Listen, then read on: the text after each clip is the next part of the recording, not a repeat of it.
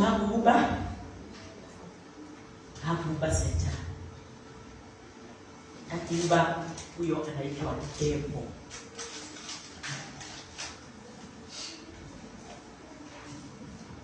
Kwa hivyo Devil si kazi ya mkono wa nani? Sasa jioni ya leo Bwana utaendelea na kutubariki. Asante kwa sababu neno lako liko tayari, na wale uliokuwa umewapangia lile neno wako katika nafasi yao. Bwana tuwajie wakilingoja ndio waweze kulimeza na kuikula na kusibishwa nalo katika mioyo yao. Bwana, pokea sifa, ninakuomba Roho wako Mtakatifu wakati huu asaidie sisi wote wanenao na wapokeao. Ni kwa sababu hiyo ndio uwezo ule Bwana tuwajie umetupa. Nimeomba utulivu wa akili, utulivu wa miili, utulivu wa kila kiungo ndani yetu Bwana, ndio tuwajie moyo upate haki yake siku ya leo. Ndio tuondoke hapa tukiwa tumejaa neema hiyo ya utukufu. Na katika jina lako Yesu Kristo nikijua ya kwamba maisha yetu imepatanishwa kwako Mfalme, na hata Bwana tumepokea ujuzi wa Roho Mtakatifu ndani yetu. Kupokea neno lako sio jambo la kawaida, ila Bwana tupatie msaada mkuu sana kutokana na Roho wako. Katika jina lako Yesu Kristo tumeomba sisi wote na tumeamini. Amen. Imesema ya kwamba Mungu hakumuumba nani? Devil ni Shetani. Mungu hakumuumba Shetani. Kwa hivyo tunafaa tujiulize, Shetani alitoka wapi? Si ndio? Shetani alitoka wapi? Kama hakuumbwa na Mungu, alitoka wapi? Na wakati tutakapojua mambo haya, hakuna wakati hata mmoja utasimama uambie Shetani ya kwamba ati Shetani toka. Ati Shetani toka.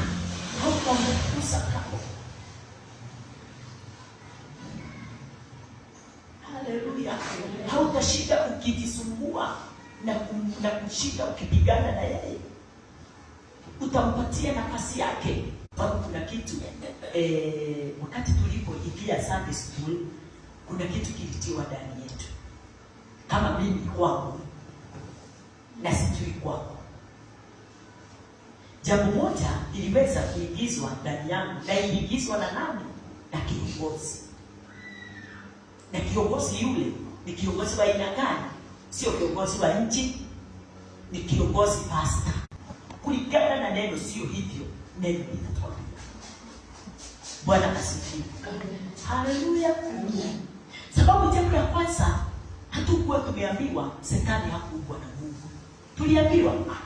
Tuliambiwaje? Mungu ndiye wewe kuelekeza from service. Na nikafundishwa ya kwamba Shetani ama Lucifer, unajua Lucifer ndiye alifanyika kuwa Shetani, si ndio? Hiyo ndio ile njia tunafaa kuelewa na kutambua alifanyika Shetani na mnaga. Nini kilimfanya kuwa Shetani? Hiyo ndio ile kitu unafaa kujua. Sio hata kujua Shetani, ni kujua malaika wa Mungu alifanyika kuwa Shetani na mnaga. Haleluya, Bwana asifiwe. Tunafaa kuelewa jambo moja. Kabla ya Mungu kuumba ulimwengu, hakukuwa na kitu chochote katika ulimwengu. Hakuna kitu kingine kilikuwa hapo ati kiko tabua hapa. Na wakati ule tunafundishwa mambo haya, tunakuwa confused. Sababu tuliambiwa kama tunajua, tulikuta kukisemekana ya kwamba kuna malaika walikuwa wanaitwa kama Lucifer. Si ndio? Wakati tunasema juu ya Lucifer, tunaona Lucifer akiwa kwa miaka gani? Ni wa miaka gani? Miaka hiyo ya Mungu. Si ndio? Kanatibu tunamuona akiwa mtu wa miaka hiyo ya Mungu. Mtu alikuwa anaandamana na Mungu hapa kwa hapa. Huyo anaitwa Lucifer, malaika. Ukweli ni kwamba Mungu ndiye aliumba malaika. aliumba malaika wanaitwaje? Malaika kwa jina kwa nini, kwa majina nini yao ni kulikuwa na malaika wale tunaonaga katika tabernakulo pale kwa nini, kwa Holy of Holies. Kuna malaika wako pale wale wanafunika nini, sanduku la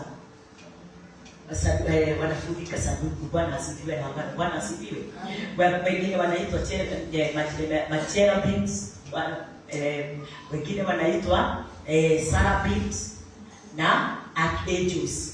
Kwa hivyo kuna malaika wa aina hiyo waliumbwa, na hao kweli waliumbwa na Mungu. Lakini jiulize, waliumbwa wakati gani? Waliumbwa wakati gani? Kitu moja tunafaa kuelewa ni ya kwamba hakuna kitu hata kimoja kiliumbwa ulimwenguni. Hakuna kitu hata kimoja kiliweza kuumbwa ulimwenguni kama Mungu hajaumba mbingu na nchi. Na kila kitu kilichoumbwa ulimwenguni kiliumbwa kwa wakati.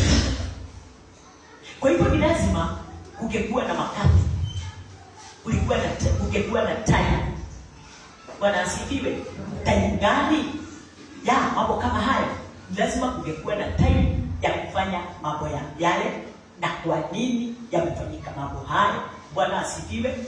Kwa hivyo hakuna kitu hata kimoja kilikuwa exist before the foundation ama before God. Bwana asifiwe. Kwa hivyo Mungu tu ndiye alikuwa, Mungu tu ndiye alikuwa, na alikuwa wakati kulikuwa hakuna mbingu na hakuna mbinguni na mbingu. Bwana asifiwe. Mungu alikuwa hata wakati, yeye ndiye alikuwa tu, na wakati huo alikuwa hakuna kitu hata kimoja kilikuwa kimeumbwa, na hakuna kitu kiliumbwa wakati huo Mungu alipokuwa mwenyewe, alipokuwako kabla ya mbingu na nchi. Wakati ule alinena kuhusu mbingu na nchi na akaziumba katika Genesis 1:1. Hapo ndipo alianza uumbaji wake. Bwana asifiwe. Kwa hivyo hakuna kitu kilikuwako kabla Mungu hajaumba mbingu na nchi. Kwa hivyo wakati Mungu alikuwako kabla mbingu na nchi ziumbwe, Mungu alikuwa kulingana na vile anasemaka, alikuwa mmoja ndani ya watatu, alikuwa watatu ndani ya mmoja, kwa sababu lazima kungekuwa na Mungu, Mwana, Roho na Yesu, si ndio? Na Baba, si ndio? Lakini hakukuwa kitu kingine. So kulingana na hayo, hiyo ni jambo moja ningetaka uweze kuelewa. Ndio usiseme Shetani alikuwa, usiseme kuna malaika alikuwa. Ati wakati huo mbingu na nchi sikuwa hazijaumbwa, hakukuwa na malaika na hakukuwa na Shetani. Hizo zote zilikuja baadaye. Wakati ule Mungu aliweka wakati, sababu vitu viliumbika kwa wakati aliumba mbingu na nchi. Unaona, akaumba siku ya kwanza, akaumba kile kingine. Si unaona sinaenda na time? Yes. Kwa hivyo sisi ndio tumekalia time. Mungu hata siku ya leo hakuna wakati anapoongozwa na time. Mungu hadiru na time, na Mungu hatembei na time. Sisi ndio tunatembea na time. Tuko pamoja? Mpaka wa leo Mungu hatembei na time. Na mpaka wa leo Mungu hatembei na kuna giza na kuna nuru. Si hiyo ni time tu.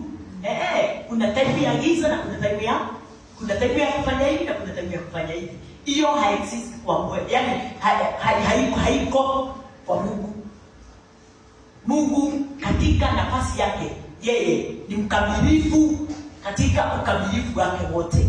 Sisi ndiye tuko na mambo yanayopiga hiki, akinapiga hiki.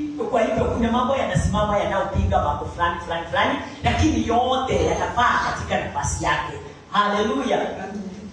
Kwa hivyo kabla hayo Mungu alikuwa Shetani hakuwa na hakuna malaika, hata hakuwa na cherubims, hakuwa na seraphim, na hakuwa na archangels. Hao wote hawakuwa tu, hakuwa na malaika hata mmoja.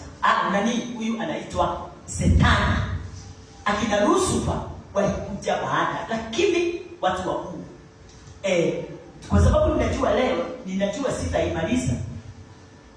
Tusikilize ndiye wakati unaona unapiga mambo mengine katika maisha yako, mjue ni kwa sababu atakufundisha.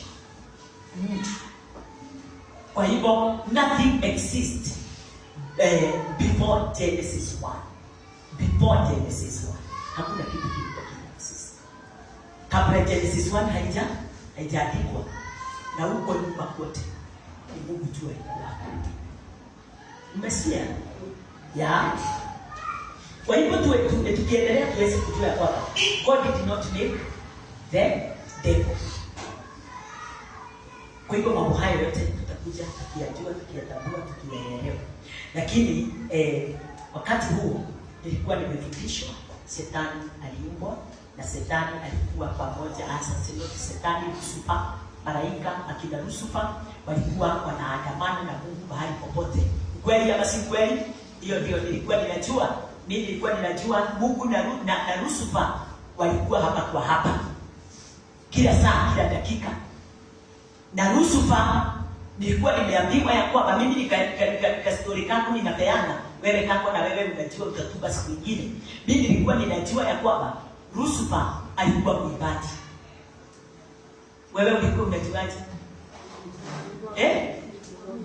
Alikuwa mwimbaji, si ndio?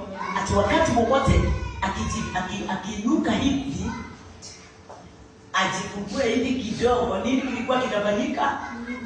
Kila instruments, sounds zinatokea, hata hapo anahitaji ule atufundiragia nao ndio mundu mwenene mnori atwiraka Shetani ya Shetani ndio mtiwa ya Lucifer kama ngovuga kama hinya ukisaga hinya migambo yothe ya gukuthi ya rwimbo notoka mothe wadu inafanya nini?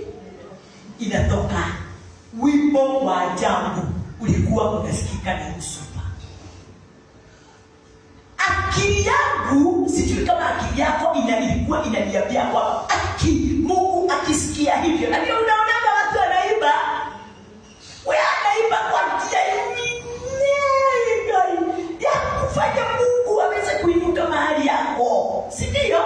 Mimi mawazo yangu ilikuwa inasema, na nikapenda uimbaji. Hata nilikuwa ninauliza Mungu, kwa nini hukuniumba kama waimbaji kama akina fulani, niwe ninakuimbia mpaka unasimama mahali huko? Unaona wewe, kuna kitu kama hiyo unaweza fikiria ati vile Lucifer alikuwa anaimba mpaka Mungu anasimama. Mungu anastuliwa na hiyo na hiyo kakwaya kwa ndani ya Lucifer. Vile amempunga huo wimbo, Mungu anastuka. Nataka kukwambia hivi, mbinguni hakukuwa na kwaya, na hakuna mtu yeyote yule Mungu amekuwa ameumba ndio amuimbie. Hata mmoja tena sika hapa. Mission ya angels hakuna mahali ilikuwa inalinganishwa na uimbaji. Mbinguni hakukuwa na choir chorus. Haleluya. Lakini nini Genesis inasema, na tumshukuru Bwana, tu praise Bwana asifiwe kwa hiyo praise and worship. Lakini si uimbaji huo, tulikuwa tumewekwa ndani yetu. Bila kuambia mambo yale, mimi nimekuwa nikiwa ninajua. Bwana asifiwe. Kwa hivyo ukweli Mungu ndiye alimuumba Lucifer, lakini alimuumba katika wakati Genesis 1, from Genesis 1. Sasa kwenda hivi Genesis, katika Genesis 1 hizo vitu vyote viliumbwa. Si uumbaji wa Mungu kwa Genesis 1. Lakini hakukuwa na huko mbele. Na mawazo yetu wakati ule tulikuwa tunafundishwa, wakati wote tulikuwa tunapofundishwa, tulikuwa tunaonyeshwa kazi ya malaika wale, malaika kama Lucifer ilikuwa kumwibia Bwana. Kwa hivyo foundation ile tuliwekwa Lucifer alikuwa mwibaji. Na hiyo kitu ndio ninataka kung'oa, na ndio unaona inashindilia mahali pamoja. Tuliwekwa hiyo kitu ya Lucifer alikuwa mwibaji. Ati mahali popote Mungu anataka. Si mnakumbuka kuna wakati Saul akikasirika alikuwa anaikisa nini? Daudi. Amfanyia nini? Amwibie. Naye Daudi anasimama hapo, anaibia Saul. Kwa nini usiwe confused? Kama Saul angefanya hivyo, anaita Daudi, Daudi anampigia kinanda. Kwa nini usiwe confused? Naye Mungu anahitaji kitu kama hizo. Si unaweza? No. Mungu hakuhitaji. Mungu hakujimbia mwibaji. Na tukaambiwa ati Mungu wakati mmoja alipokuwa anatembea, Lucifer alikuwa hapa kwa hapa pamoja naye. Na kuambia hivi, nikikosoa hili, hakuna mahali Mungu walitembea na Lucifer malaika. Hata kama yeye alikuwa Mungu, hakuna mahali walitangamana. Hakuna mahali walifanyika kuwa na nini? Kwenda kwa kwali umetapotea. Uhusiano, ushirika, shari ama nini? Hakuna.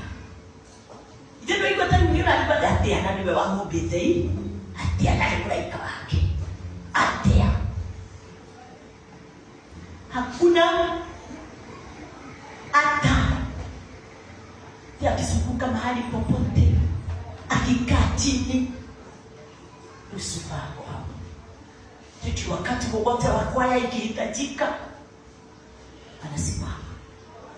Pagusa hii, apia mwenzako imeipagusa. Na kumwambia hakuna mahali walikuwa na nini. Wewe umesikia hakuna mahali walikuwa na maongeo. Unaona?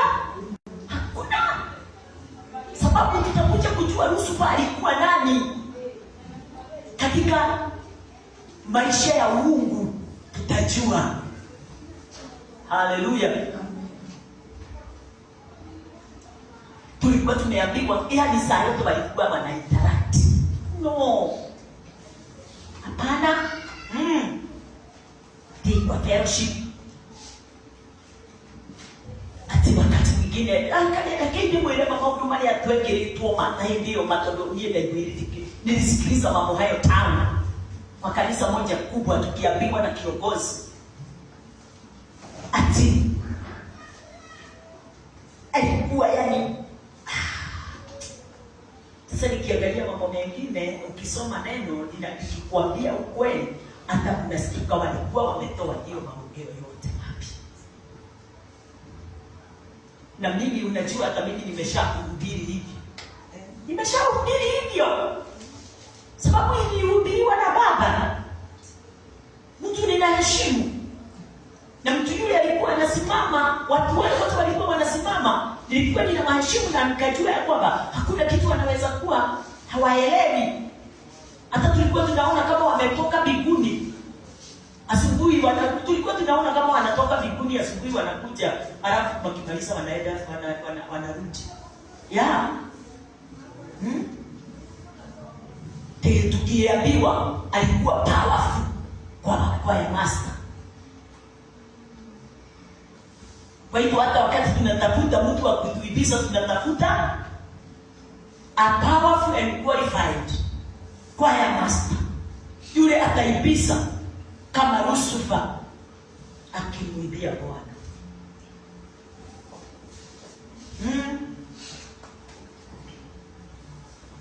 Ogwe ni kwa wenge Hao ndio watu wengi walifundishwa katika Sunday school na hata katika services.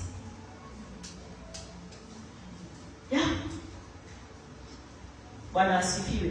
Sasa hata ni mtu mwingine wakati fulani ulikuwa huku, mtu mwingine akitoka huku alikuwa anasema ati yeye nyimbo kwake inatodhoka ndani yake kama githua. Ito baita agetuketie rusufa. Mwathani arogocwo.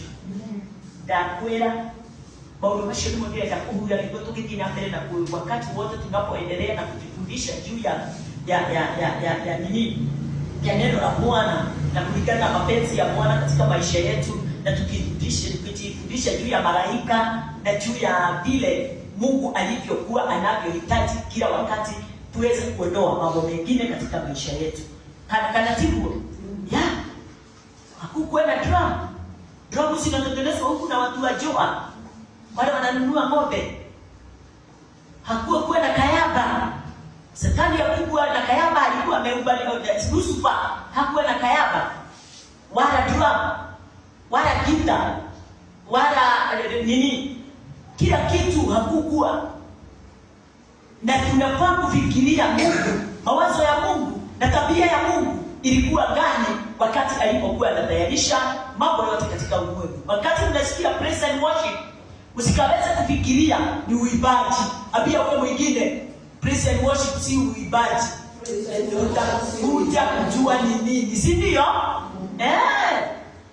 Toka kumenya. Bwana asifiwe.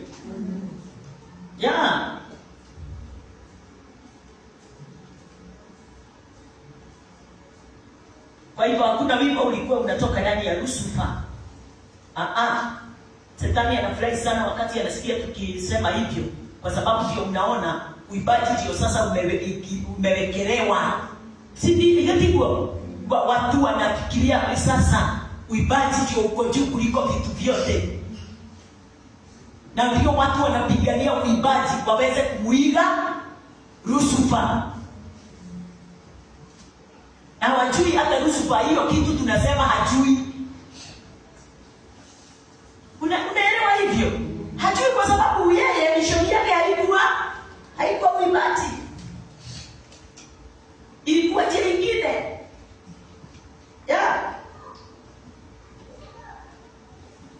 Kwa hivyo watoto wetu mambo yale wanaenda kufundishwa na huko, lazima waweze kuwa tukiwa pamoja nao, tunayabadilisha kila wakati.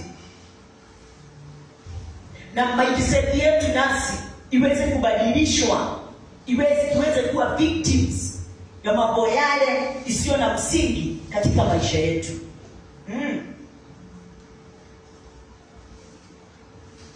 Bwana asifiwe. Na nimekwambia tena, hakuna malaika walikuwa wana interact. Usifikirie hivyo. Udiri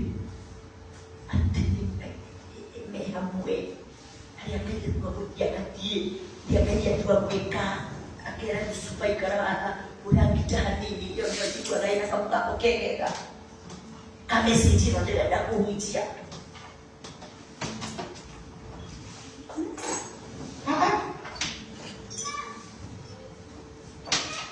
Jambo lingine tunafaa kujua, Mungu alimuumba Lucifer, si ndio? Na akamuumba nani? Adamu. Au watu wawili ndio waliumbwa. Au watu wawili waliumbwa.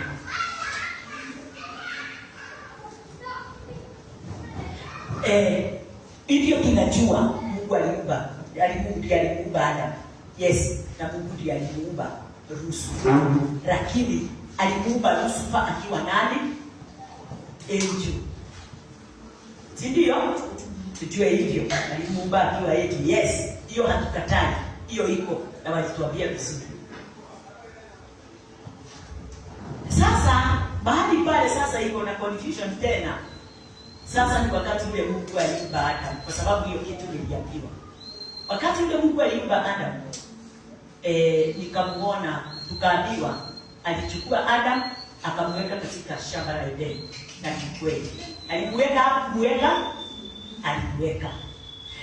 Wakati alimweka hapa ndipo sasa tena tunafaa tunajiulizana ati na ilifanyikaje ndio Lucifer aweze kuconfuse ama kuleta mateso katika. Tukaambiwa ati wakati ule Adam aliwekwa katika shamba la Edeni na yule kiongozi alikuwa anatuongoza, anatwambia naye Lucifer Lucifer akadesire kufanana na nani? Na Mungu. Si hata maneno linasema pande ile nyingine. Sasa hiyo ni kitu unafaa kusikiliza ndio uweze kujua hiyo desire. Adam amewekwa katika shamba la Edeni, si ndio? Na Lucifer naye akatamani, unaona, akatamani kuwa na kile kiko na Mungu. Tuko pamoja? Na wakati ule Lucifer aliwekwa akafikiria, unajua ndio niweze kukunyang'anya nguo yako, ni kunyang'anya kwa nguo yako, tutakuwa na vita ama haitakuwa? Ni nani atatoa vita? Ni yule ananyang'anya ama ni yule ananyang'anywa? Na kumwambia ninataka. Kwa hivyo ni nani ataanza vita? Ni mnyang'anyi. Sasa tulifikiria, kwa sababu tunaambiwa Lucifer akatamani kukalia kiti huo ya Mungu, si ndio? Inasema tutaisoma. Nani alitoa vita? Lucifer akatoa vita kwa Mungu, si ndio? Akatoa vita kwa Mungu, akaanza hivyo ndivyo tuliambiwa aliweza kutoa vita kwa Mungu. Lucifer akatoa vita kwa Mungu akiwa malaika, si ndio? Ndio aweze kukalia kiti ya nani? Kwa hivyo Mungu na Lucifer, hiyo ni yale sasa mimi ninakwambia nilifundishwa. Mungu na Lucifer wakaanza kufanya nini? Wakaanza vita. Sasa vita ikiwa ni Satan and God. Unajua na ni Lucifer. Si mnamuona ni Lucifer kabla hajatumwa ulimwenguni. Kwa hivyo wakati alipo, hiyo ndio yale sasa ilikuwa inawekwa ndani ya mioyo yetu tukiwa katika dini. Na Lucifer wakati alianza kupigana, nani alishindwa? Nani alishinda mwingine? Mungu alishinda Lucifer ama Lucifer alishinda Mungu? Kwa hivyo akamshusha katika ulimwengu akiwa nani? Akiwa Shetani. Bwana asifiwe. Malaika wa Mungu amegeuka. Hiyo yote sasa unasikia vile ya kupeleka. Alikuwa Lucifer wakati aliteremshwa akiwa Shetani. Hiyo ni kitu unafaa ndio wakati tunapoendelea uweze kuelewa. Aliteremshwa, alifanyika kuwa Shetani na kunagana. Bwana asifiwe. Sio vile tunafikiria. Lakini hata kama hivyo ndivyo tulikuwa tumeambiwa mambo yote kulingana na vile na mawazo yao walihubiri kulingana na vile walivyotaka. Katika hiyo nafasi yao ya kupigana vita, Lucifer akachukua dhambi. Kuna wakati mtumishi wa Bwana tukiwa huduma, inakumbuka kuna wakati alikuwa anatufundisha juu ya vile ulimwengu ukikwisha, kuna wakati Shetani atabaki akiwa mwenyewe, si ndio? Miaka 1000 ama 100, miaka 1000. Mnakumbuka ati akipigana na mnakumbuka tukiwa huduma na tukiwa sosiani, mambo kama hayo yote ni yale tulikuwa tumefundishwa. Na wateni mwambie hakuna kitu kama hiyo itakuwa. Pia wewe mwingine hakuna miaka hiyo 1000 tunasikiaga hapa. Tunapagusa kile tuliweka kwa sababu tulisababishiwa. Sasa tutafanya nini? Tutarejelea kile kizuri juu ya kile kibaya. Tukipagusa tunapagusa. Hakuna miaka 1000 itakuwako ati Shetani akitawala ulimwengu. Unakumbuka kuna kitu kama hiyo? Yes. Hakuna miaka 1000 atatawala Shetani akiwa atawala ulimwengu. hakuna. Hiyo imeondoka. Ya, ati sasa hapo unasikia wakati ule Lucifer alifight na God ndio achukue kiti, alichukua that of the heaven. Ati alichukua that. Naye Mungu akaachwa na rest. The rest. Bwana asifiwe. Matigani mambo ngegaja kio ya. Tuko pamoja. Haya yote ni yale yalitiwa ndani yangu. Sijui wewe kama kuna kitu kama hiyo kilitiwa. Ya. Akaambia Mungu, hiyo yote ni yale tulikuwa tumeambiwa. Ati kwa sababu wewe ulikataa na watu. Ulikataa mimi niweze kuchukua ulimwengu ama heaven. Sasa Shetani akaambia Mungu, nitawafadhuru. Bwana asifiwe. Ya, nitachukua kiti chako. Shetani sasa Lucifer wanaongea na Mungu. Ni kwa sababu ulininyang'anya na ulinishinda na ulinizuia kufanya haya na yale. Nitachukua nini? Nitachukua kiti chako. Ndio ni Shetani ndio ya mara ya nabai. Haya yote ni yale ilikuwa imewekwa. Biblia ndio yatengaina Shetani magaina Lucifer kana Shetani mara ya na nikuramenya kwira patiriri ati Mungu akiwa hapa, Shetani yako katika mkono wa kulia na Yesu wako mkono wa kulia na Shetani yako mkono wa kushoto. Please, hakuna kitu kama hiyo. Na ndio nilikwambia wewe, kuna siku nilikuhubiria hapa na nikakwambia wewe ndio unapiaga Shetani shida zako. Wewe ndio unamwambia. Sio ati anasikiana na Mungu ama anasikia kuambia Mungu. Wewe ndio unamwambia.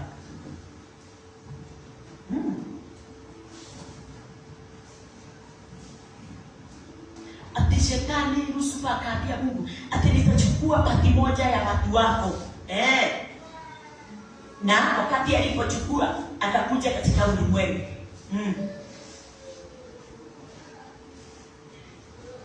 Akakuja na malaika wake. Si unakumbuka tunasomanga ati aliteremshwa na malaika wake. Ile sio ile hapo. Na akachukua ulimwengu, planet. Ikawa sasa yeye ndiye mtawala wa planet. Haya yote ni yale tuliambiwa na ndio ninarudia. Uweze kuondoka ndani yako nikikwambia ni uongo mtupu. Tunafaa sasa tujue ukweli, mahali ukweli umefichwa. Ati sasa kwa Shetani Lucifer na ndiye sasa pande hiyo ingine Shetani. Lucifer on the earth while God on heaven. Si ndio iko. Ati Shetani Lucifer akawa mtawala wa ulimwengu, naye Mungu akawa mtawala wa wapi? Wa mbinguni. Ni ukweli ama si ukweli? Kwa nawe niweteketie Ngai wangu akora mwana kubi igoro na Shetani niwe mutongoria. Ogwe niweteketie. Ya ndio maana tani au kafere. Bwana asifiwe. Amen.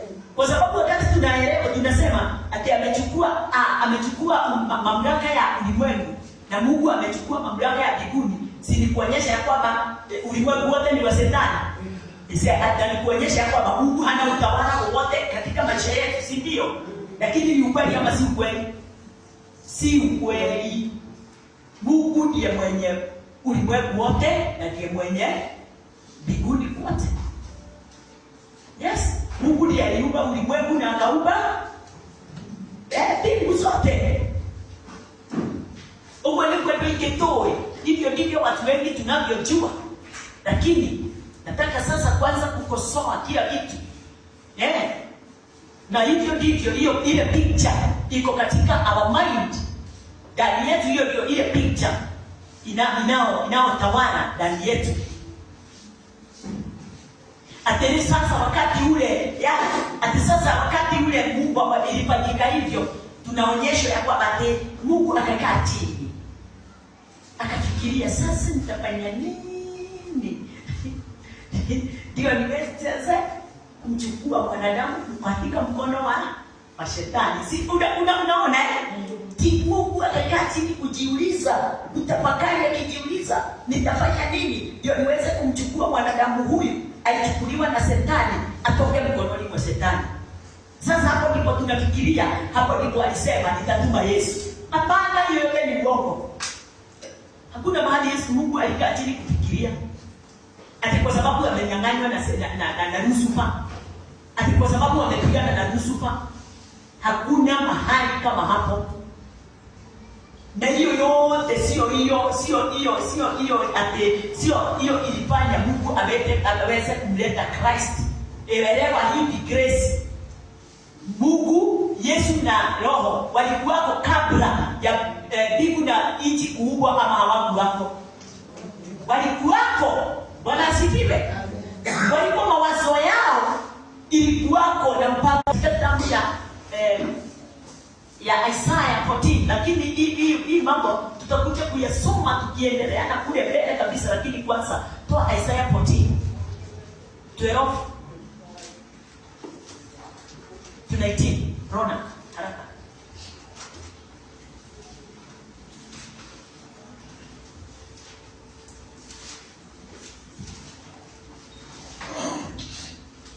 Isaiah 14:12 to 19. How art thou fallen from heaven, O Lucifer, son of the morning? How art thou cut down to the ground, which didst weaken the nations? For thou hast said in thy heart, I will ascend into heaven, and will exalt my throne above the stars of God. I will sit also upon the mount of the congregation in the side of the north. I will ascend above the heights of the cloud. I will be like the Most High. Yet thou shalt be brought down to hell, to the sides of the pit, that they that see thee shall narrowly look at thee, and consider thee, saying, Is this the man that made the earth to tremble, that did shake the kingdoms, that made the world as the wilderness, and destroyed the cities thereof, that opened not the houses of his prisoners? All the kings of the nation, even all of them, lie in glory, everyone in their own house. Mjue haya mambo ama hii message tutaenda kuisomea pande ile pengine Sunday service ya pili, lakini kwanza ninataka tuweze kunini, wacha kwanza nisome na Kiswahili. Astanani tutanisomea mahali popote.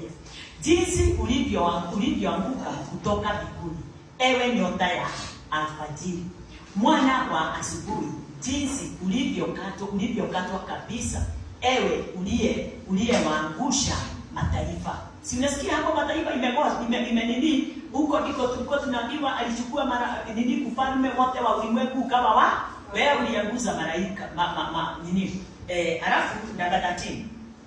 Nawe ulisema moyoni mwako, nitapanda mpaka mbinguni, nitakiinua kiti changu juu kuliko nyota za Mungu, nami nitaketi juu ya mlima wa mkutano katika pande za mwizo za kaskazini. Namba 14. Ate nitapaa kupita vimo vya ulimwengu, nitafanana na yeye aliye juu. Kama uko na nini, weka alama kwa hiyo mstari. Nitafanana na yeye aliye juu. Weka kitu. Hapo kuna kitu ninataka kuongoza nayo. Nitafanana. Namba 15. Lakini utashushwa mpaka kuzimu, mpaka pande za mwisho za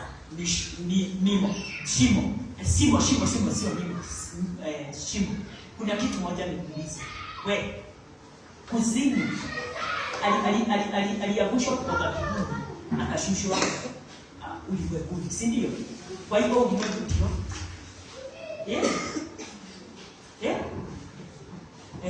na tuliambiwa hivi hapa ndipo kuzimu. Hapana, kuna kuzimu na kuna ulimwengu. Ulimwengu hauwezi kuwa kuzimu. Umesikia? Namba 16. wao wakuonao watakukazia macho, watakuangalia sana, wakisema, je, huyu ndiye aliyeitetemeza dunia? Huyu ndiye aliyeitikisa falme? Kuna kitu wakati alikuwa anatufundisha siku moja, akatufundisha akatuonyesha ati watu watashangaa, yaani gani hatu waweka mkuliama akashangaa ginyoko na kifio ni kweli shetani ataelewa hivyo hivyo. Ati watu walistotashangaa wakiona shetani hii na ametesa ulimwengu wote. Unaona? Yaani wanavyo. Na hivyo unasikia na watu wanasema atakata watakang'oa mkia sababu alionyeshwa ni kabitu. Katawala ulimwengu. Sasa ukafikiria utawala ulimwengu ni kutawala ulimwengu. Wewe ni ulimwengu. Kwa hivyo ukisema kanatawala ulimwengu, ujue wewe umefanya aweze kufanya nini? Kwa hivyo hata kama hayuko ndani yako, na kwa sababu unajua anautawala ulimwengu na wewe unajua ni wewe ndiye ulimwengu, unikusema ya kwamba shetani anafanya nini? Anakutawalia, amekumiliki. Shetani hakuna mahali amekumiliki wewe. Na shetani hayuko hapa. Bwana asifiwe.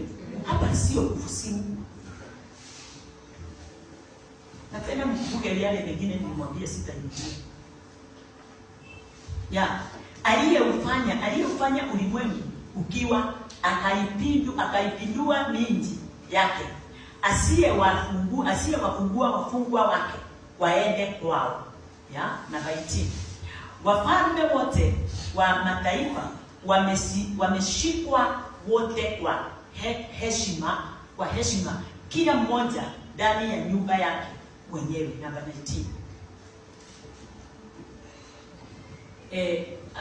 Bali wewe umetupwa mbali na kaburi lako kama chipukizi lililochukiza kabisa, kama vazi la wale waliouawa, wale waliochomwa kwa upanga, wale washukao mpaka msingi ya shimo kama msoga. Please, hii mambo haya nitakuja analyze vizuri baada ya leo. Nilikuwa nataka kuonyesha kunaye yule alishushwa na yeye, kweli alikuwa Lucifer. Bwana asifiwe. Lakini kushushwa kwake tutakuja kuona mambo hayo vizuri tukiendelea. Sasa hapo ndio ninataka kukwambia hapa, usikilize kwa time ile tumebakisha kidogo. Nimekuambia time ya Genesis 1:1. Hebu nisome Genesis 1:1 Kiswahili.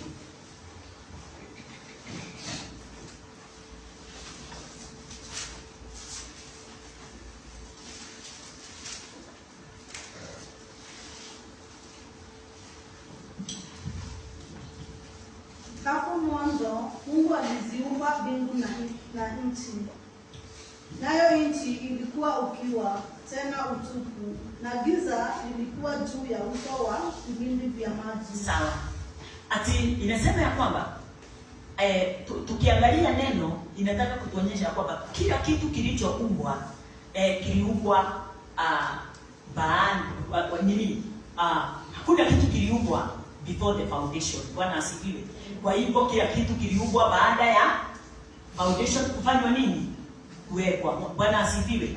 Wakati foundation, wakati mbingu na nchi ziliumbwa kulingana na Genesis 1:1, ndio Mungu aliumba vitu vyote vilivyomo katika ulimwengu. Kwa hivyo Mungu alikuwako mwanzo, hata kama hakukuwa mbingu na hakukuwa nchi. Mungu alikuwako.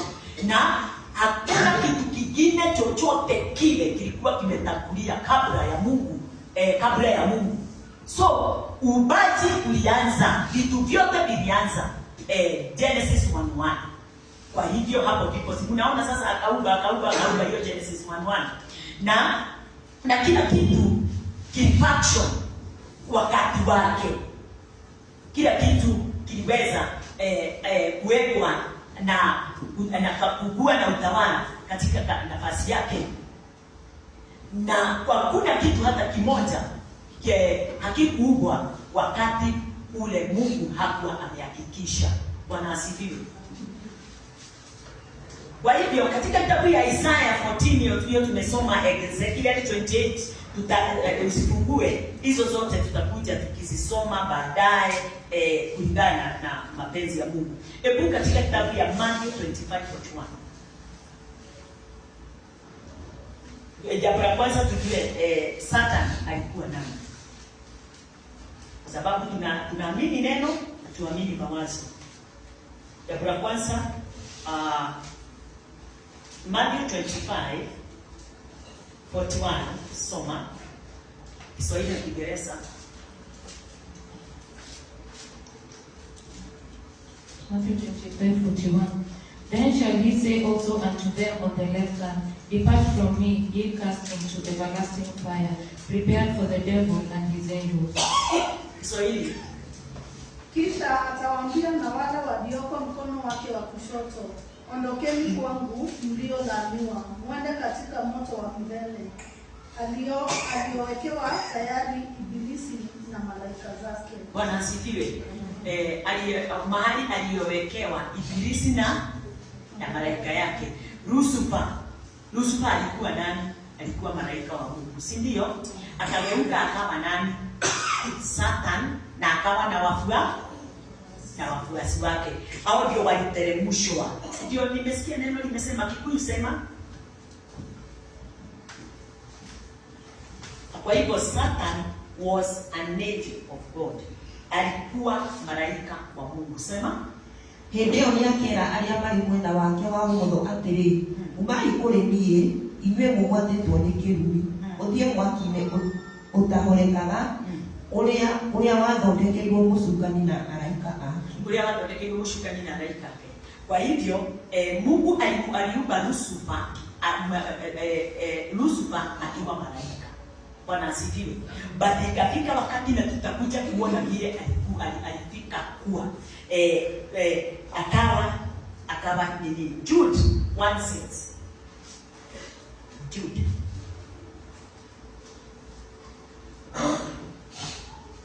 Usijali, tukiendelea hivyo utakuja itajipanga kabla tumalize zile topics tuko nazo. Jude 1:6. Jude 1:6. And the angels which kept not their first estate, but left their own habitation, he has reserved in everlasting chains under darkness unto the judgment of the great days. Sorry.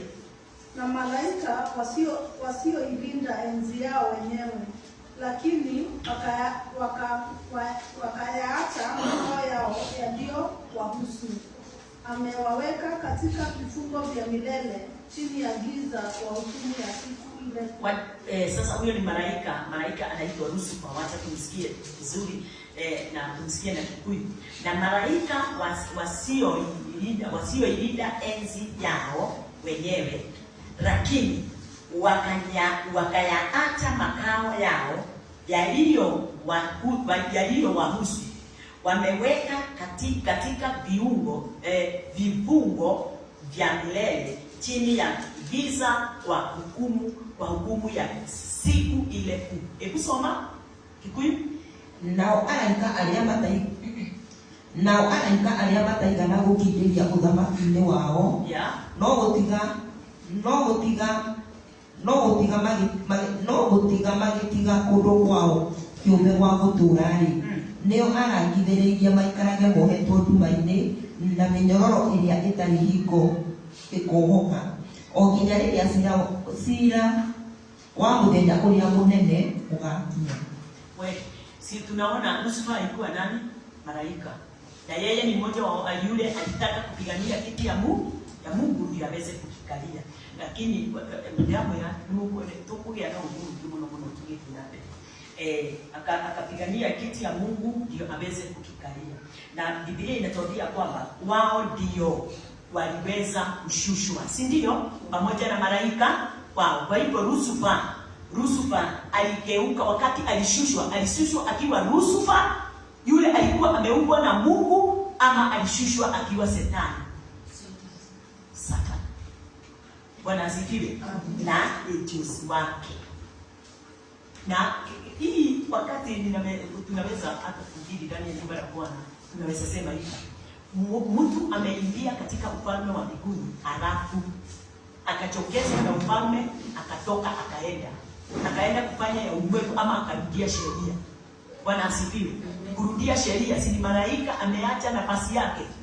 Ndio wakati unaona wewe umepokea remission of sin, umepokea msamaha wa dhambi na umejua kazi ya Kristo Yesu, alafu unatoka ndani ya kazi ya Kristo Yesu ukaenda katika kushughulikia mambo yako, kushughulikia vitu vyako, kushughulikia ulimwengu tena kama bereni, ujue ya kwamba kuna shida katika maisha yako.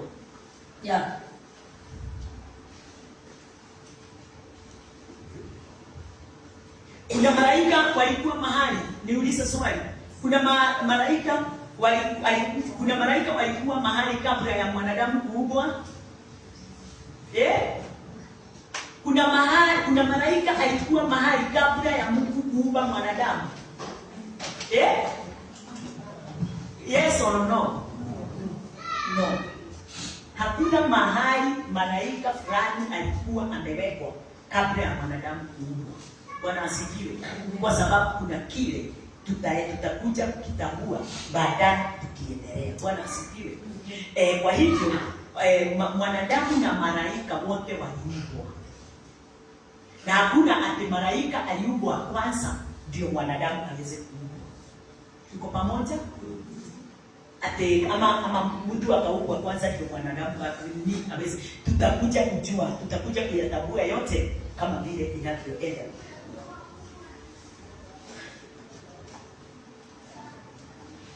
Na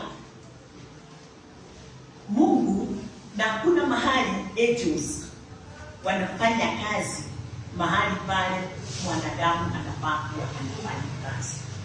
Hakuna malaika anayefanya kazi katika nafasi ya mwanadamu. Umesikia?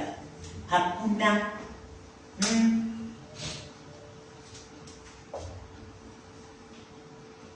hakuna mahali malaika aliyekuwa anafanya kazi mahali nafasi ile mwanadamu anafaa kufanya ile kazi.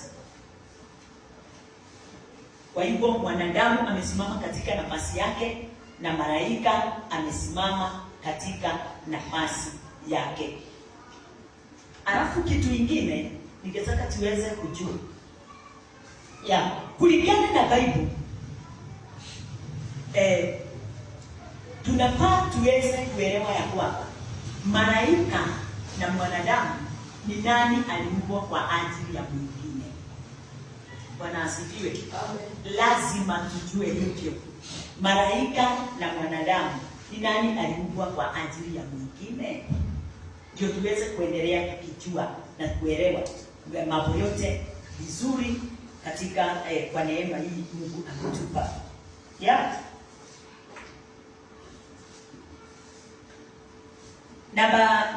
Nikiendelea kusoma nataka kuambia kitu moja. Wakati Lucifer aliumbwa, Lucifer tumeona aliumbwa akiwa malaika. Na naye man alikuwa Adam. Nataka kukuuliza, tukisoma na wewe katika kitabu ya Genesis 2 na Genesis 1 from 26. Hebu soma kidogo tuone hapo kidogo tu.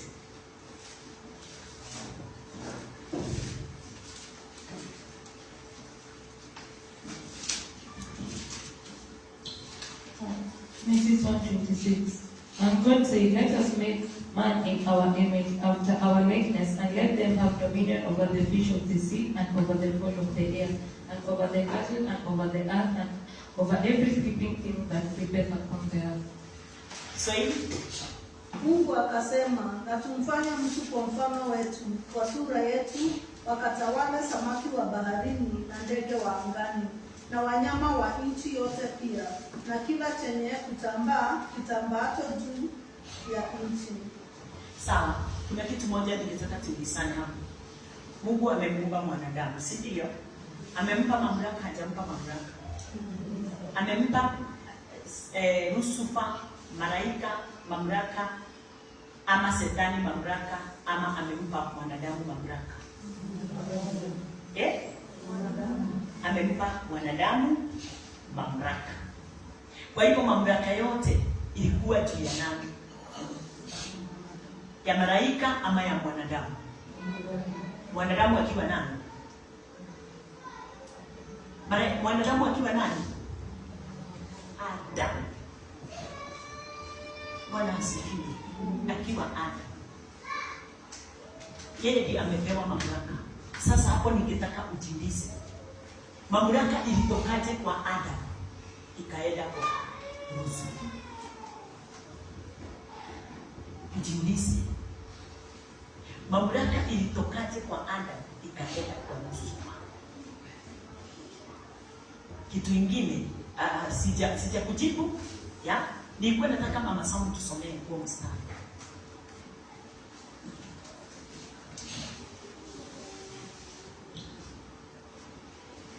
Ningĩ Ngai akiuga atĩrĩ, nĩtũmbeni andũ matathiĩ ta mũhianĩre witũ,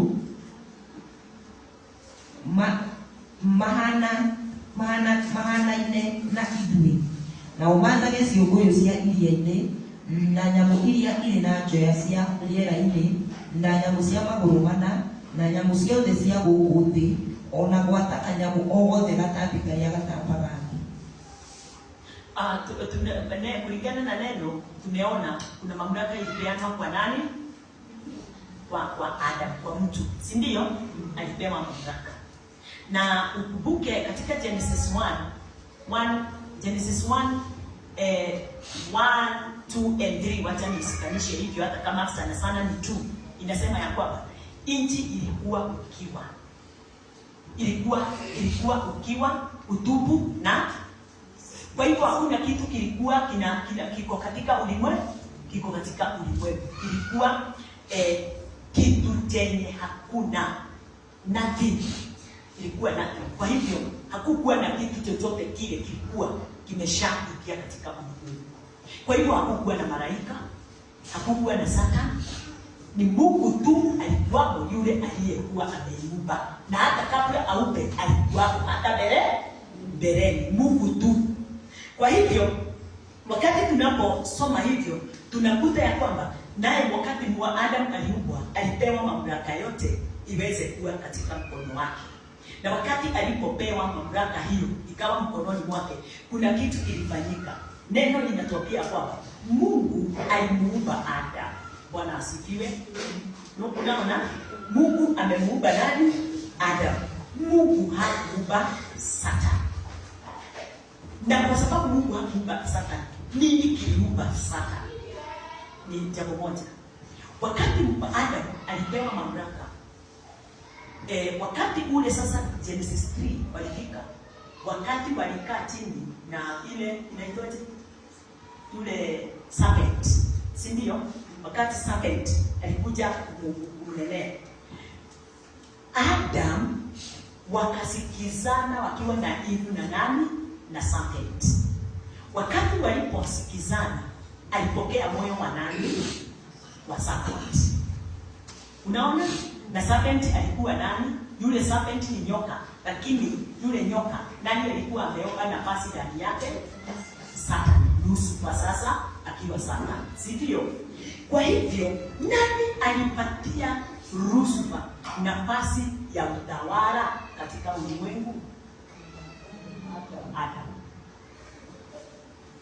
Sawa, kitu kingine imefichwa. Bwana asifiwe.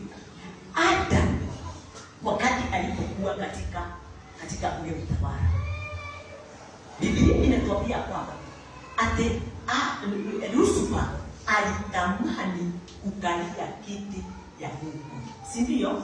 Nani alikuwa amepewa utawala? Adam.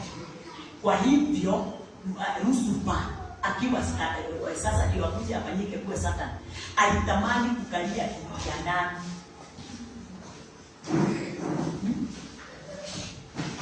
Jua kitu moja, hakuna mahali Mungu ameshawahi tangamana na malaika Lucifer. Ndani ya shamba la Edeni, nani anatangamana na Lucifer? Adam. Kwa hivyo ni kiti ya nani Lucifer alitamani kukalia? Adam. Ndio aweze kutawala, kupokea utawala wa ulimwengu. Bwana asifiwe. Kwa hivyo ni nani aliachilia utawala mkononi mwa Lucifer? Nani alifanya Lucifer kuwa Shetani? Kwa sababu ya nini? Ya dhambi ile ilipatikana katika ulimwengu. Ya kufanya nini? Adam who reject the voice of God. Sijui kama jambo la mambo tutaweza kusikia vizuri na mtajia tu. Bwana asifiwe. Kwa hivyo yule aliweza that God did not make the devil. Bwana asifiwe. Jambo la kwanza, God did not make the devil. God made Lucifer. Nasikia? Mungu hakumuumba Shetani. Mungu aliumba Lucifer. Nini kiliumba Lucifer kuwa Satan? Si. Bwana asifiwe. Dhambi ndio ilimade, sin made Lucifer, kwa sababu Lucifer alikuwa malaika, na kwa sababu ya utendaji wa dhambi ya kwenda kuleta confusion kwa Adam, na akaweza kufanya dhambi iweze kuingia ulimwenguni, akafanya Adam aweze kufanya dhambi, Adam aweze kufanya dhambi iingie ulimwenguni. Kwa hivyo ni nini kilifanya Lucifer kuwa Satan? Adam ama si? Niki kione kile nigweko Satan si. Niki giatumire Adam etwo mwiya si. Bwana asifiwe. Kwa hivyo sin made Lucifer Satan. Lucifer alikuwa malaika, but dhambi ile ilikuwa ndani ya moyo wake, kwa sababu alitaka kumnyang'anya Adam mamlaka, dominion. Haleluya. Alitaka kumnyang'anya. Alimnyang'anya hakumnyang'anya. Nyamutunyire kana ndamutunyire. Nyamutunyire. Hau no twira bati Shetani agioka akioya thĩ yothe gĩtuĩka yake. Nĩho twame. Shetani nĩ ũrĩa Lucifer atuĩkire mwĩhia nĩ tondũ atuĩkire Shetani nĩ tondũ wa mehia marĩa mũnyihanire na njĩra ĩrĩkũ ya kũmũtunya kũmũhenia Adam, nake Adam akĩmũheo nini? Shetani akĩambia gũtawala. Tutaenda tutamtolea nini ndio mweze kuona mambo yote vizuri. Kumtajia ninamtajia tu mambo kidogo.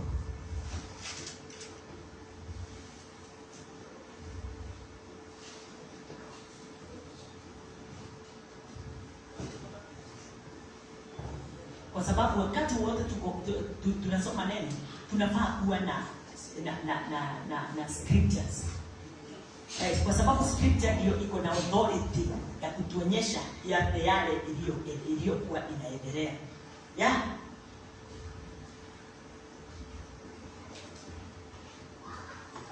Na hapa ndipo unajua kuna mahali nilimwambia tuelewa wakati ule Shetani Lucifer alitaka kukalia kiti, si walipigana na Mungu. Si pale juu, si ndio? Walipigana na Mungu kulingana na vile tulikuwa ndio anyakue kile kiti cha Mungu. Ujue sasa Mungu wake ni nani? Mungu wa Lucifer alikuwa nani? Adam. Kwa nini mnasahau? Hata tukisoma katika kitabu ya Hebrews tunaona Mungu malaika waliumbwa ni kwa ajili ya nani? Malaika waliumbwa kwa ajili ya nani? Mwanadamu. Malaika hakuna mahali waliumbwa ni kwa sababu ya Mungu. Mungu hakuhitaji malaika. Ndio nilikuwa namwambia hakuna mahali wali interact, hakuna mahali walikaa pamoja, hakuna mahali walipelekana, hakuna mahali walizungumza. Malaika alikuwa wacha ni the maid. Alikuwa maid wa Adam. Bwana asifiwe. Alikuwa anamfanyia kazi, ndiye alikuwa anamtumikia. Tuko pamoja? Kwa hivyo Adamu na malaika ni nani mkubwa? Mwanadamu na malaika nani mkubwa? Mwanadamu ni mkubwa kuliko malaika. Kwa sababu malaika ni mtawala, ni mtumwa wake, ni mtumwa wake. Bwana asifiwe. Kwa hivyo Adam alipatia mtumwa wake kiti, akakalia kiti. Leo ukipatiwa kiti na mtu mwenye hana mambo mengi, unaweza kukiamkia? Ni kutokea yale. Na hapo ndipo tulikuwa tunaona ati wakati walipigana, tukaambiwa kupigana vile ati Mungu anakaa chini akauliza nitafanya nini ndio niokoe mwanadamu katika mkono wa ibilisi, wa shetani. Ati Mungu akafikiria ndio sasa aokoe watu, akaleta wokovu. Lakini hapo ndipo wokovu. Wakati sin iliingia katika ulimwengu, hapo ndipo sasa wokovu ulionekana unahitajika kwa mwanadamu. Bwana asifiwe. Kwa sababu lakini unimuulize, ilikuwa mpango wa saa hiyo ama ilikuwa planned before the foundation? Ilikuwa planned. Kila mtu asimame katika nafasi yake. Yesu asimame katika nafasi yake, Mungu nafasi yake ya uumbaji, Yesu nafasi yake ya kuokoa mwanadamu, naye Roho katika nafasi yake ya kusaidia mwanadamu. Bwana asifiwe. Na kwa hivyo malaika huyu anaitwa Lucifer alikuwa anointed. Alikuwa anointed cherub. Maisha alikuwa mtu yani alikuwa anointed. Si unaona mtu ako na mamlaka makuu. Lakini huyu malaika na Adam nani alikuwa na mamlaka makuu sana kuliko mwingine? Adam.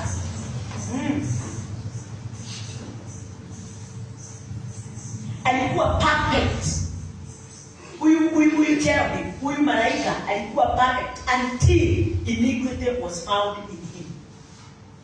Iniquity, dhambi ilionekana ndani yake. Wakati gani? Wakati ule sasa alitaka kuchukua kiti ya Adamu. Wakati huo alitaka, si mnamuona vizuri sana, anatedanganya kupitia nyoka ndio achukue mamlaka ya ile Adamu alikuwa amepewa. Lakini watu wanafikiria ni Mungu na Lucifer. Hapana, ni Adam na nani? Na Lucifer. Wakati alichange akafanyika kuwa sasa ni mnyanyasi. Sasa hafanyi kazi ya Mungu kulingana na vile alikuwa afanyii Adam kazi, sasa anataka kunyanyasa Adam. Hivyo ndivyo unaona mawazo yetu tunanyanyaswa. Dakika moja na wewe unasema shetani sijui aliingilia wapi. Na wewe ndiye unampatia hiyo nafasi ya kibali cha kutawalia mawazo yako. Bwana asifiwe. Anakuja akiwa anajifanya mtu mzuri kwa kukupatia ideas. Kanatiwa baba sije mtomekaga. Anakuja na njia kutupatia ideas. Kumbe si ideas. Anataka kutuangusha na anatuangusha. Ukweli ama si ukweli?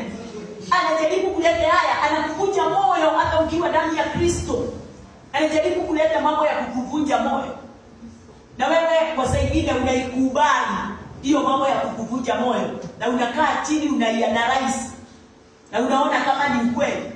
Si ukweli. Ni njia ya kukunyanyasa mamlaka ile umepewa. Haleluya. Na ukimpatia atatawala ama hatatawala? Atatawala na njia yoyote ile. Yes. Kwa sababu alikuwa created, yeye alikuwa aliumbwa. Alikuwa anointed.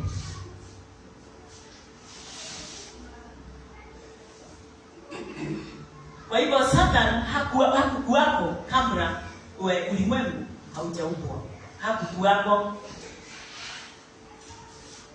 Hakukuwako kabla ya wakati. Hapana, Mungu ndiye alikuwako kabla ya wakati. Kwa hivyo Satan alianza kuonekana wakati ule time ilifika, ndio aliumbwa, ndio aweze kuwa mtawala. Kwa hivyo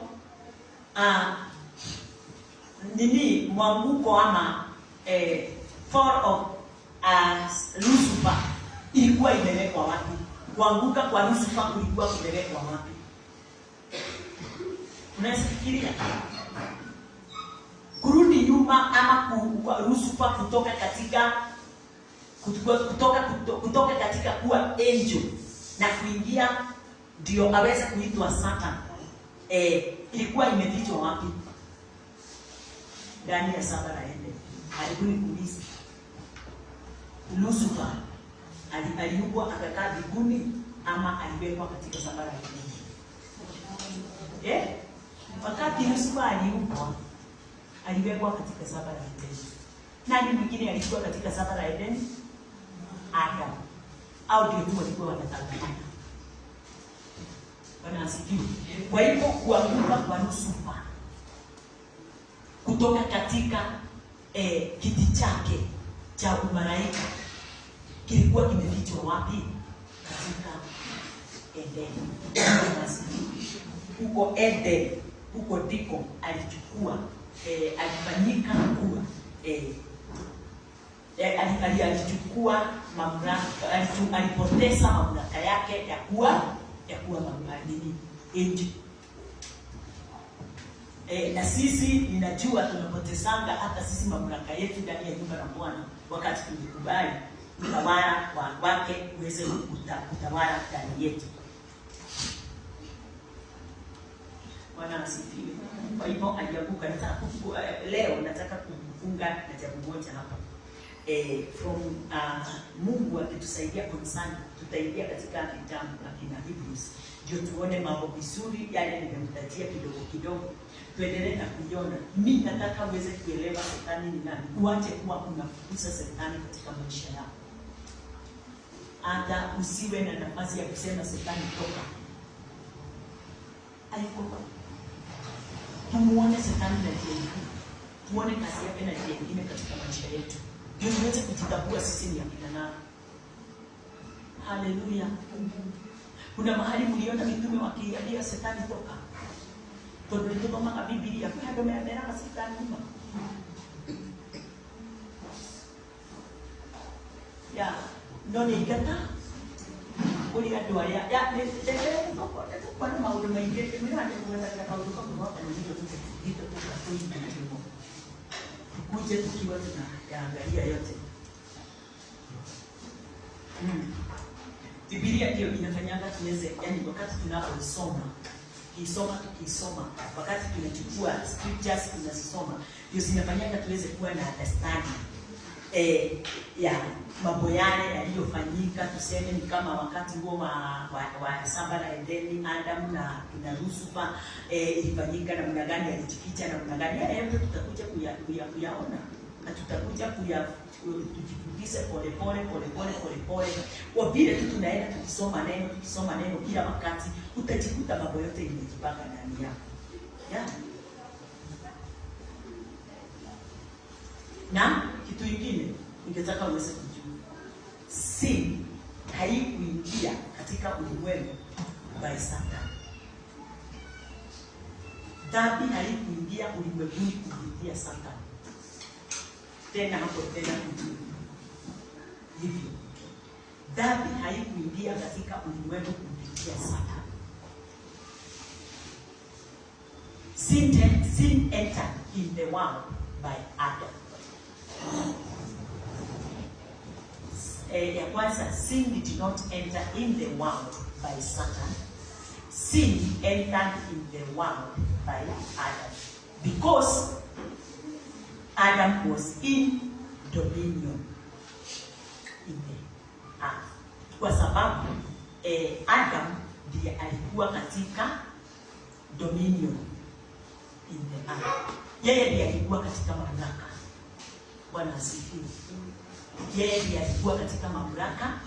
Kwa hivyo si Shetani aliingiza dhambi katika ulimwengu, lakini ni Adamu alipeana mamlaka ya, kwa sababu si alikuwa na utawala wote wa kumkomesha Satan ama Lucifer. Si alikuwa na huo utawala, lakini alipeana mkononi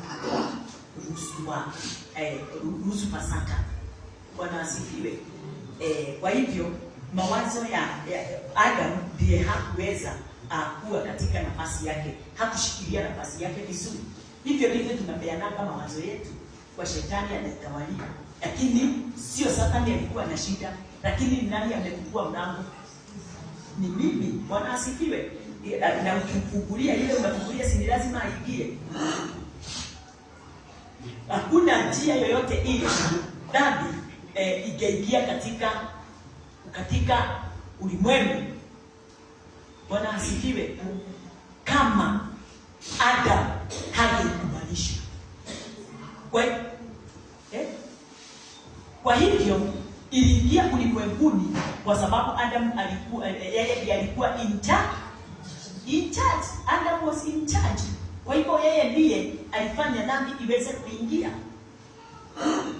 Yeye alikuwa na dominion. Yeye alikuwa na mamlaka yote. So wakati tunaona mambo mengine yakiharibika katika maisha yetu, yanaharibika kwa sababu tumepewa dominion, lakini twafanya the other way round.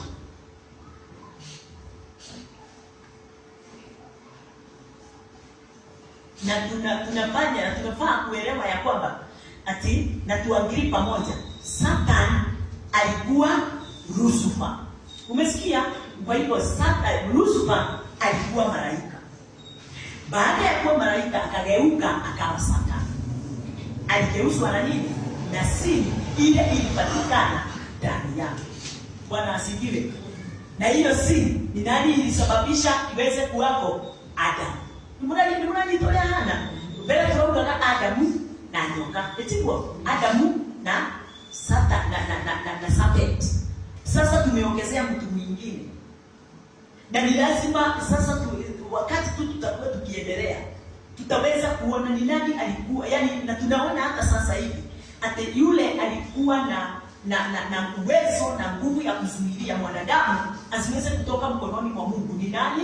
Ni Adam. Haleluya. Alafu ndio tukuje tuone mpaka sasa Adam yes, si ilikuja kupitia nayo dede. Si mnaona? Na dede ndio iweze kuwa imefika katika nafasi ya kutuua. Ilituua kwa nini? Hapo ndipo nayo sheria itaingia. Tuko pamoja? Yaani ufalme wa mbinguni uweze kujiandaa ndani yetu, tuione vizuri sana, tuone mawazo ya Mungu vile ilivyokuwa kama mwanadamu angefuata nyayo za ama moyo wa Mungu kikamilifu. Haleluya. Hapo ndipo sasa utajiona. Hapo ndipo sasa utajitambua. Na ndio tunasema tuangalie sisi wote ya kwamba Satan was yeye alikuwa anaitwa Lucifer. Na Lucifer alikuwa malaika. Bwana asifiwe. Ndio tutakuja kuiona katika Hebrews. Katika Hebrews tutakuja kuisoma kwa sababu sitaki kusoma kwa saa hii. Kwa hivyo na hakuna wakati, na nilimwambia pale awali, na hakuna wakati Mungu alitaka malaika waweze kumuibia, na hakuna malaika Mungu aliumba ndio waweze kumuibia. Kwa hivyo tumuone Lucifer na njia nyingine. Tusimuone kama vile tulikuwa tunavyomuona hapo mbeleni. Hiyo sio ile kazi Lucifer alikuwa ameubiwa aweze kufanya. Hapana. Bwana asifiwe. Kwa hivyo angels walikuwa hawakuwa wameumbwa kwa sababu ya worship. Was not created to worship. Angels hawakuwa wameumbwa waweze worship. Angels ni worshiper. Togeo ya angels ni worshiper. Yes. lakini si kulingana na vile tulikuwa tumeambiwa. Bwana asifiwe. Kwa sababu katika Genesis inatuambia hivyo. Not Genesis, Psalms.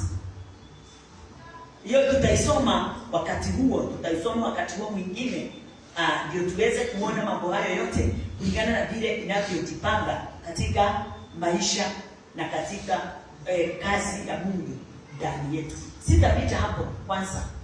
Enda kwanza ukamunye hiyo, tafakari hayo, ukingoja ukuje sasa uongezee mengine ndio tuweze kumuona vizuri. Tuache kuwa watu wa kurushwa hivi na vile. Bwana asifiwe. Ukirushwa pande hii unarushwa pande ile mpaka hauna mwelekeo, unajiuliza ni pande gani. Ukweli ama si ukweli? Lakini wakati ile mambo itajipanga, si utaweza kujua msimamo wako uko wapi. Na si utaweza kujua hata ukisikia mtu akiongea unajua anadanganya ama hadanganyi. Bwana asifiwe. Na utaweza kujua kweli baba yako, hapo ndipo utajua ya kweli ya kwamba kweli kondoo zilikuwa zinajua mlinzi wao.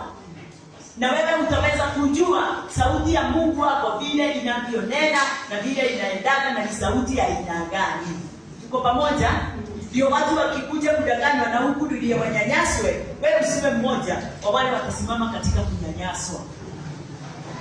Usimame katika nafasi ya kusimama imara na kubika upya katika maisha yako, moyoni na hata nje na hata ndani. Bwana asifiwe. Kwa sababu kile ndani kimekubali, nje inatii. Ukweli?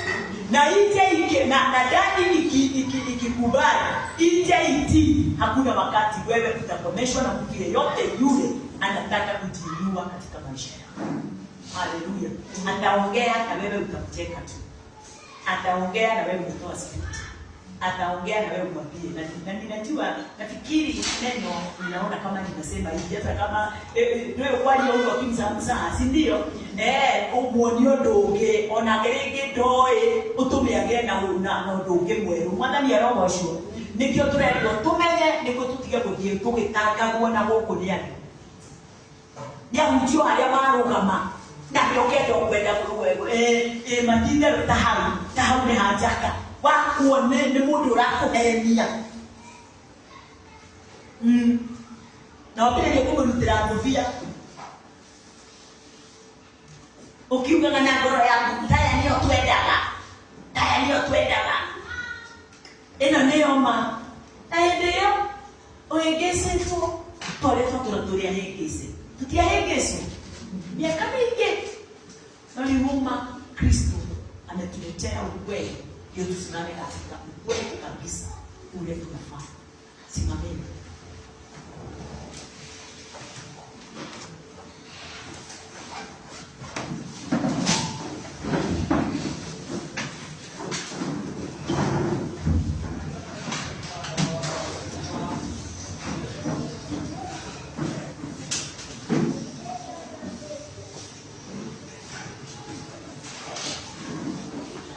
Tukiwa tumesimama hivyo, tunashukuru Bwana.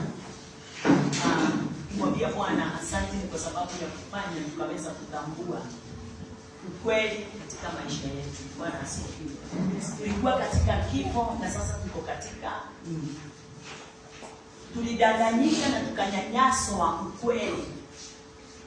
Tukanyanyaswa maisha yetu ya amani, tukanyanyaswa amani yetu kutoka mwanzo. Lakini sasa amani yetu imeturudia. Bwana asifiwe. Sasa Mungu tunakunenea namna hiyo kwa sababu kweli tulikuwa tumenyanyaswa amani yetu.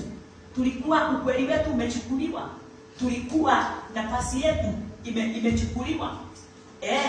Utawala wetu ukachukuliwa. Lakini wakati sasa wa kushikilia kile umekipokea ni kama utawala wako wote umerudi katika maisha yako. Bwana asifiwe. Haleluya. Ndio ndio yako tunyirwa na ukihotile kurogama. Wakati tulinyang'anywa, nani angeweza kusimama? Tulikuwa tunasimama katika uongo. Tunanena uongo. Hatuna ukweli ulikuwa unafanya kazi katika maisha yetu. Bwana asifiwe. Hata kama tunaonekana tunafanana na watu wengine katika ulimwengu, sisi twajijua sisi ni akina nani, na kile tunajua hawajui na ukora kwa moyo huo kile hao ematio no leo kiruta mira wangai tigwa magekatia mageruta ni makana tima udhia unaweza simama uongee, sio bila wanaweza simama waongee. Uweze kujua hivyo. Bwana asifiwe. Kwa sababu ndani yako sio wewe uishivyo, ni kweli ya Bwana iishivyo ndani ya maisha yako. Kwa hivyo nataka tumshukuru Bwana, mwambie Bwana asante, ni kwa sababu ya kuendelea kukuosha kwa neno na kukupa ukweli ule umefichwa ndani ya neno, na utukufu na utakatifu wake akaupeana tu bure ndani yako, ndio wewe uweze kusimama na kukaa katika haki na kukaa katika mamlaka. Mamlaka yako inarudishwa pale pole pole. Bwana asifiwe. Ya utumishi wako katika hiyo neema yake inaenda ikirudishwa mpaka sasa utajikuta kabisa kweli kumbe nilikuwa nimenithi kitu ya ajabu, lakini nilikuwa nimekipoteza ulinzi wote. Sasa wakati tunapoendelea tukisikiliza mtumishi wa Bwana, mkinisikiliza, tutapokea ulinzi ule tulikuwa tunasikia ate ulipeanwa mwadani ya mosho. Hata kama ulikuwa tu ndani yetu, lakini ulikuwa umekomeshwa. Sasa tulikuwa tutajua ni ulinzi wa aina gani. Kanatibu wewe nitokumenya netoka hapo leba babu de poliko usio ngai nitwalake tu kulike mtumishi. Shukuru Bwana kwa kuja mwambie asante. Bwana wetu Yesu Kristo, tunamshukuru na tunakuinua. Kuna wewe, kuna nguvu na uwezo na mamlaka. Ebose teni dai Bwana kwa balozi masi teni dai Bwana kwa makoro masteki ya limani tuanda na bonda la baburia. Perine teni dai Bwana kwa makoro mistari ya pringa baganda na babu sekuta ni masi teni dai Bwana jamani na bagandi na kutane teni dai Bwana chikra bonda na baganda robo boseke zuri masi teni dai Bwana. Tulikuwa Bwana tumedanganyika na mambo mengi mfano wa ajabu, tulikuwa tunamuona wewe kama mwanadamu, tulikuwa tumekuzoshanisha na mambo ya ulimwengu wanachobatia, na tumekuzoshanisha na ulimwengu ya kole maswali bali tena ibada. Tulikuwa tunaona Bwana chobatia ni kama tena kwa ya mianga magonda na mabozeko ya mate tena ibada. Lakini sasa Bwana wetu Yesu Kristo tumekuona na jeshi mpya, na tumejua Bwana kazi yako mtakatifu ilianza kabla ya ulimwengu. Bwana chobatia mtakatifu, na wewe tu ya ulimwengu wako mfano wa ajabu katika utawala wote wa ulimwengu, mfano wa nyakati hizo kabla ulimwengu haujawekwa, kabla Bwana mbingu hazijawekwa ama hebe. Baba wangu na Mungu wangu ulikuwa katika utawala wako mfalme, katika maenzi zako. Ekonese tena Bwana choba bora. Kwa hivyo siku ya leo hatusemi mnakaa katika ulimwengu na tusiwezi kusema mnakaa mbinguni, ni kwa sababu hata wakati zilikuwa hazimo Bwana ulikuwa katika enzi zako Bwana chobatia ukitawala kulingana na vile ulivyokuwa unavyopenda. Roko masete bila Bwana, na sasa Bwana unatufunulia mambo mengi, na ukatuonyesha kwamba Bwana chobatia katika uwezo wako sisi tumesimamishwa, sisi tumeokolewa, sisi Bwana chobatia kuna mambo yasiyojulikana na watu wengi Bwana tunaendelea na kufanya tukaweza kuyajua kwa utukufu wako dia Roho. Roba shina na bakota ribanze tenda Bwana chobatori maseme tagia desire my Father chobatori. Wacha tuombe pamoja. Bwana wetu na Mungu wetu, tuakuinua na tuakutukuza. Wewe ni Baba Mfalme, tulikuwa katika giza, sasa tunasema kabisa na ukweli ya kwamba tuko katika ukweli wako Bwana.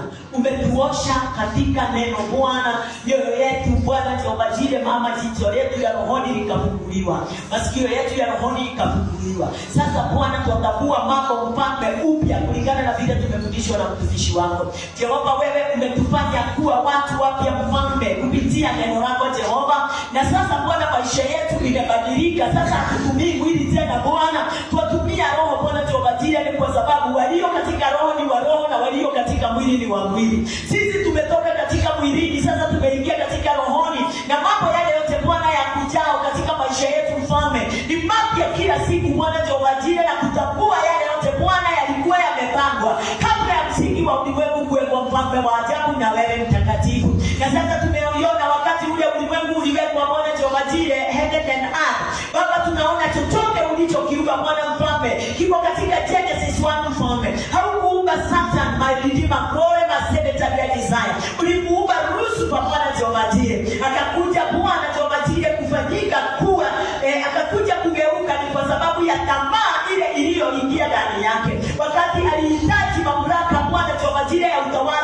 ulimwengu ama utawala wa kuwatawalia watu. Ninakuinua Bwana ni kwa sababu mtakatifu wewe tu ndiye ulikuwa na mipango yako Bwana kabla hata Bwana hayo yote yalikuwa ina-exist. Bwana Jehova Jireh, na ukaweza kutuma mwanao Yesu Kristo ndio aweze Bwana Jehova Jireh kutuondoa katika hali ya udanganyifu na hali Bwana Jehova Jireh ya udhalimu ule tulikuwa tumewekwa ndani yake.